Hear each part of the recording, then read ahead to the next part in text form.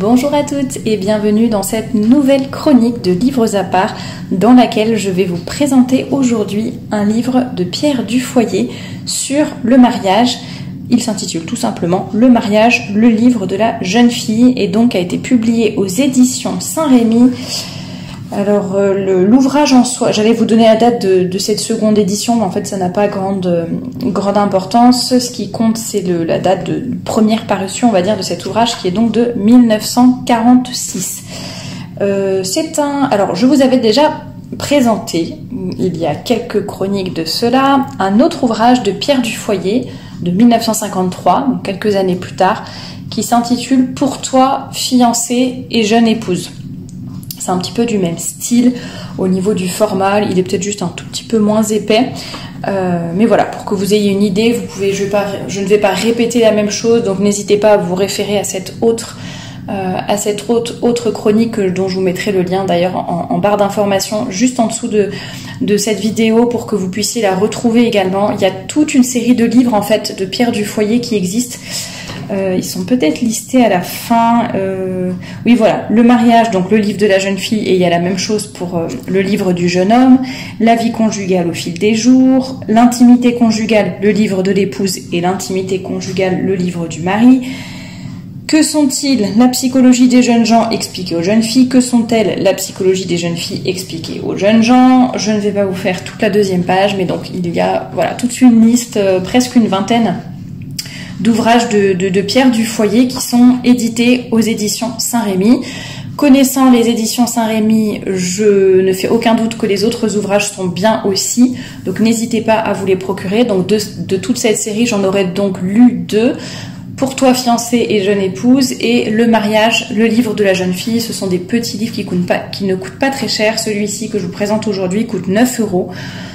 Donc voilà, n'hésitez pas à vous les procurer. Alors pourquoi vous présenter celui-ci? Alors j'ai un tout petit peu hésité parce qu'il y a pas mal de choses quand même qui se recoupent, je trouve, avec le premier que j'avais lu et que je vous avais présenté.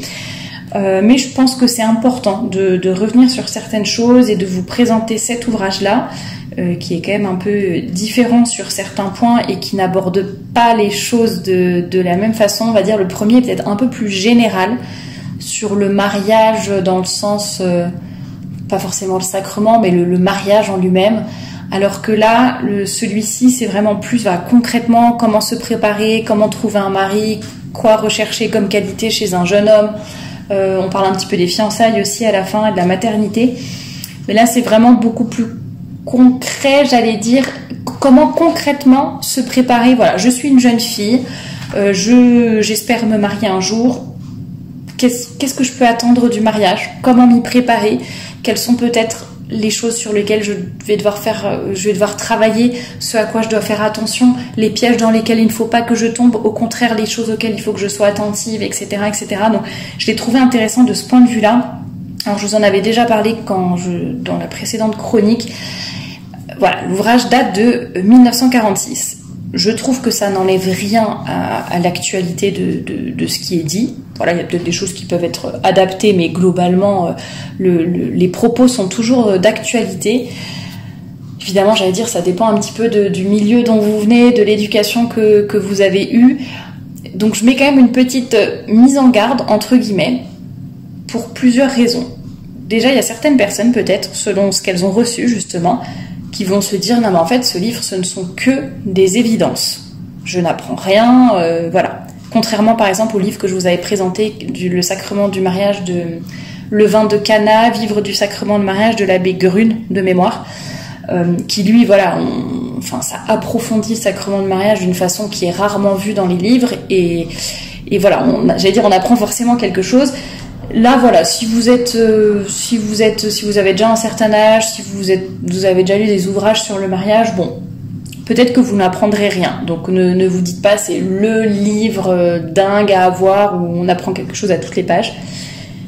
Deuxième, entre guillemets, mise en garde, c'est plus par rapport à certaines formulations qui parfois je trouve sont un peu malheureuses, un petit peu des raccourcis ou des clichés qui peuvent desservir. Moi personnellement j'arrive à passer au-dessus et à me dire en fait ce qui est très bien c'est que au contraire parfois c'est un petit peu On a l'impression parfois que ce sont un peu des caricatures de l'homme ou de la femme, mais je trouve que ça nous permet de mettre le doigt sur certaines choses très importantes, et puis même si nous-mêmes on n'est pas comme ça, ou même si d'après notre vie ou ce qu'on a vu, notre expérience, on serait un petit peu plus nuancé que ce qu'on lit dans cet ouvrage, en tout cas je trouve que c'est vraiment une bonne base, peut-être pour les adolescentes justement, pour peut-être des parents qui ne sauraient pas forcément comment aborder certains points par rapport au mariage avec leur fille. Pourquoi pas, moi je pense que ça peut vraiment être un ouvrage qu'on lit ensemble, ou alors voilà, la jeune fille va lire un peu et ensuite en parler, commenter avec ses parents. Justement, qu'est-ce que t'as aimé, qu'est-ce que t'as moins aimé, qu'est-ce qui t'a paru évident, qu'est-ce qui t'a surpris, peut-être est-ce que ça t'es d'accord, est-ce que t'es moins d'accord, pourquoi. Voilà, moi je pense que ça peut être utile. En tout cas, bon, moi, les choses qui sont décrites m'ont paru évidentes, mais j'ai quand même trouvé que c'était super intéressant. Ça remet le doigt et des mots surtout sur certaines choses vraiment cruciales, je trouve. Donc je pense que bon, après j'ai un certain âge maintenant, entre guillemets, hein, j'ai pas non plus 70 ans, mais voilà, je l'aurais lu il y a une dizaine d'années. Peut-être que j'aurais découvert davantage de choses, mais voilà, donc peut-être selon votre âge, ou voilà, comme je disais, ce que vous avez reçu, votre éducation, là où vous en êtes.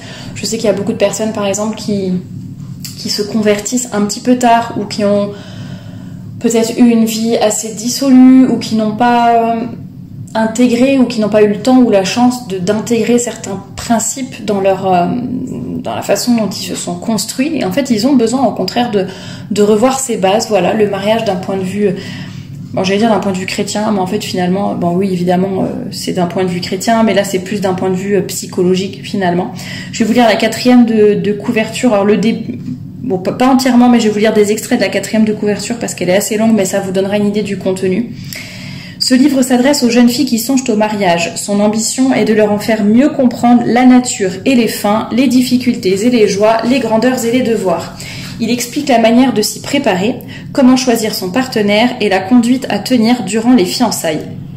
D'ailleurs, à propos des fiançailles, il y a un très bon ouvrage de l'abbé Dantec que je vous avais présenté aussi et qui est super et pour le coup est beaucoup plus détaillé si vraiment vous cherchez quelque chose sur les fiançailles.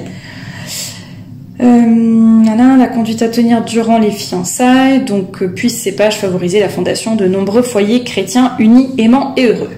Et là, il y a un petit extrait, je crois que c'est dans le premier chapitre. Lorsqu'elles songent à leur mariage futur, même si elles s'efforcent de rejoindre la réalité, la plupart des jeunes filles sont victimes des conventions, de la littérature et de leur imagination. Elles font de beaux rêves, de brillantes anticipations, qui malheureusement n'ont avec les faits que de lointains rapports. On peut les accuser à juste titre de romantisme, leur reprocher de se créer à propos du mariage du conjoint et des enfants de nombreuses illusions. Est-ce tout à fait leur faute ? Alors que la jeune fille a spontanément tendance à envisager le mariage d'une manière trop sentimentale, quantité de romans écrits à son usage sont bien propres à développer cette mentalité qui ne lui est que trop naturelle. Ces livres foisonnent de princes charmants, de maris et d'épouses, on ne peut plus idéal, tel que dans la réalité, il n'en existe peut-être pas un sur 10 000. Le mariage y est décrit comme se déroulant dans une atmosphère de prévenance et de délicatesse, d'amour toujours ardent. Le résultat de cette déformation systématique est immanquable.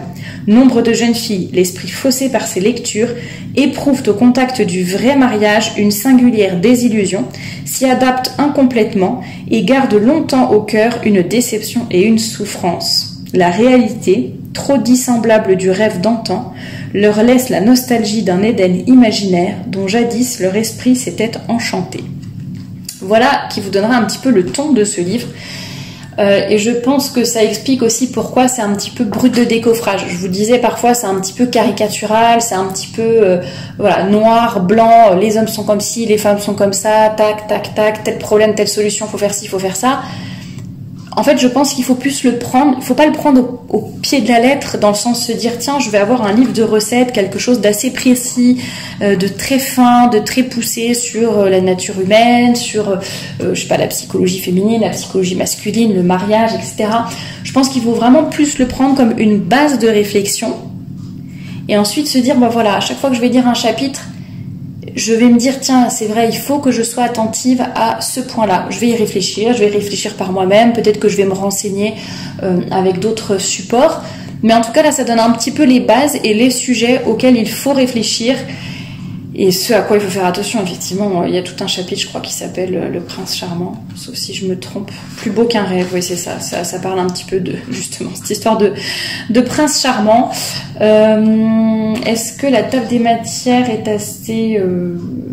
comment dire, est assez explicite. Voilà, on parle un peu du prince charmant, le mariage, l'épanouissement mutuel, la maternité, l'éducation des enfants, au-delà du mariage, future mère, future épouse. Ah voilà, dans l'attente du prince charmant, je me disais bien qu'il y avait un chapitre là-dessus. Milieu de rencontre. Ah oui, c'est vrai qu'on parle aussi, bah tiens, je veux rencontrer un jeune homme bien, un jeune homme qui pourrait être mon futur mari, le futur père de mes enfants, comment le rencontrer, où le rencontrer, est-ce que c'est en allant, alors lui il parle de bal, etc., de soirées dansantes, bon ça n'est plus trop le cas, mais bon voilà, si je veux trouver un bon mari, est-ce que je vais en boîte de nuit ou est-ce que je vais faire du bénévolat dans ma paroisse? Bon, c'est un peu une caricature ce que je vous dis, mais vous voyez, je pense que ça aide à comprendre l'état d'esprit. C'est vrai ce que je viens de dire, en vrai c'est une caricature, de dire...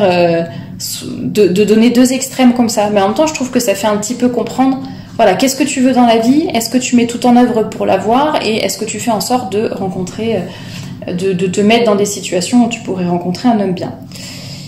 Celle que choisissent les jeunes gens, celui que vous choisirez et les fiançailles. Ah oui, les derniers chapitres sont vraiment intéressants parce que ils disent un peu ce à quoi on doit faire attention pour nous.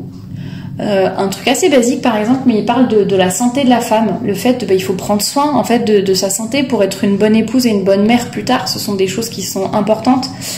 Ça m'avait marqué, mais il y avait aussi d'autres choses intéressantes. Et celui que vous choisirez, c'est un petit peu voilà, ce à quoi je dois faire attention en premier chez un jeune homme, pardon. Qu'est-ce que je dois rechercher, ce à quoi je dois faire attention, ce sur quoi je ne dois pas transiger, le reste si c'est là, si c'est pas là, voilà, un petit peu un ordre de priorité, entre guillemets. Il ne s'agit pas d'être la fille qui va cocher toutes les cases, voir si l'homme qu'elle vient de rencontrer correspond à ces nombreux et milliers de critères. Ça n'est pas ça, mais dire voilà, est-ce que c'est un homme bien, est-ce qu'il a des valeurs, est-ce qu'il est catholique, etc., etc.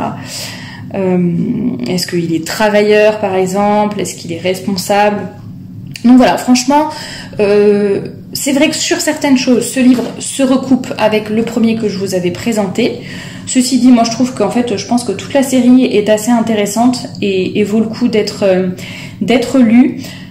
Apprendre, comme je le disais, avec un peu de hauteur sur certains aspects pour ne pas se sentir trop comment dire, pas agressé, mais voilà, ne pas sursauter trop à la lecture de certaines phrases, mais honnêtement, je pense que quand on a le recul nécessaire et la maturité nécessaire, bon, vraiment, je pense qu'on est capable, en fait, de passer au-dessus de ces choses-là et de se dire, voilà, c'est un ouvrage qui a été écrit quand même à la moitié du siècle, au milieu du siècle précédent, donc c'est tout à fait compréhensible. Et vraiment une bonne base de discussion, éventuellement, avec les enfants, enfin les enfants, pas tous, mais côté jeune fille.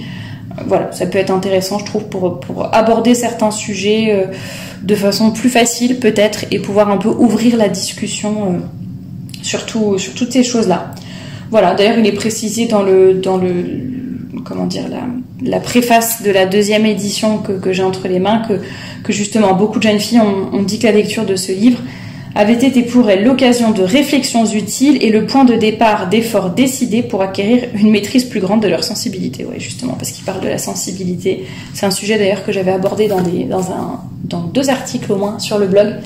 Donc voilà, il y a vraiment plein de choses intéressantes. Je pense que peut-être tout ne sera pas utile à tout le monde, mais il y aura forcément quelque chose dans ce livre qui va vous aider, que vous soyez parent ou que vous soyez vous-même jeune fille ou en âge de vous marier. Voilà pour ce que je pouvais vous dire sur ce livre. N'hésitez pas à me dire en commentaire ce que vous en avez pensé. Si vous l'avez déjà lu, n'hésitez pas à me recommander d'autres ouvrages que si vous voulez que je les lise et que je les présente. Et je vous dis à la semaine prochaine pour une nouvelle chronique de livres.